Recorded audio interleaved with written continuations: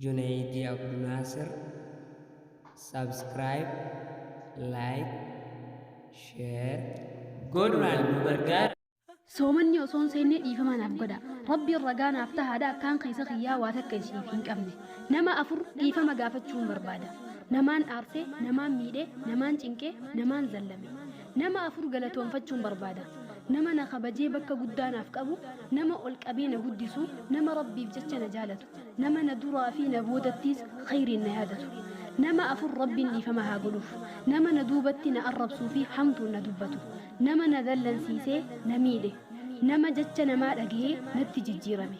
Nama an khayriin yaadadhee inni sharriin na yaadu. Ramadaana baatii kanaa soomanuu kiyya rabbiitu beeka. Lubbuun hin jiramoo biyya jalaan jira rabbiitu beeka.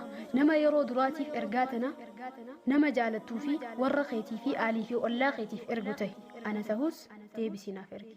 Ramadaan Kariim.